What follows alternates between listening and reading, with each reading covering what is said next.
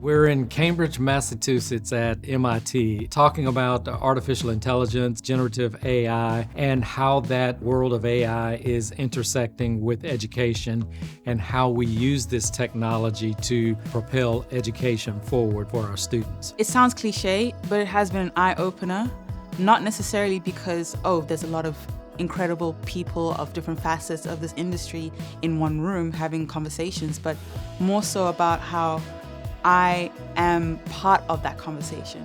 My workshop on academic advising, there were a couple of really interesting key moments. It stands out to me just the underlying concern around making sure that we're not implementing AI just to do it, that we have clear ideas on what we expect the outcome to be, and that it's an improvement over what already exists. It's a rare thing to have an optimal ratio between the number of teachers in a room or a school and the number of students you actually have. And I think through artificial intelligence, we can really amplify the impact of and the reach of the humans that we do have so that we can ultimately connect with all students all the more effectively and really do a much better job at uplifting and educating the same. We've been set for so many years in our traditional teaching.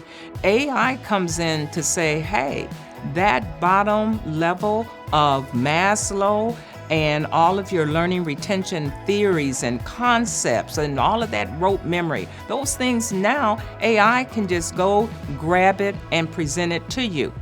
Really being able to provide a personalized tutor, personalized content to students at every level was really exciting for me. There are so many opportunities for greatness utilizing this technology, but there are also, the biases that can go into data without, necessarily intending for that to happen.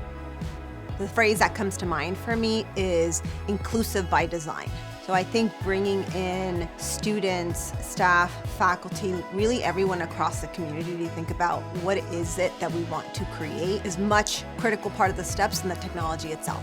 Understanding where those challenges are, getting the right people in the room so that there's a diverse group of perspectives that are talking about the kinds of challenges and helping us to identify the blind spots. Given those challenges, how can we address them head-on? Challenges around lack of availability in particular languages, right? So let's make sure that we get designers who speak those languages who can be shaping the tools moving forward. With AI, we are now able to move up on that teaching scale for higher order thinking skills, for innovation, creativity, and so I welcome AI.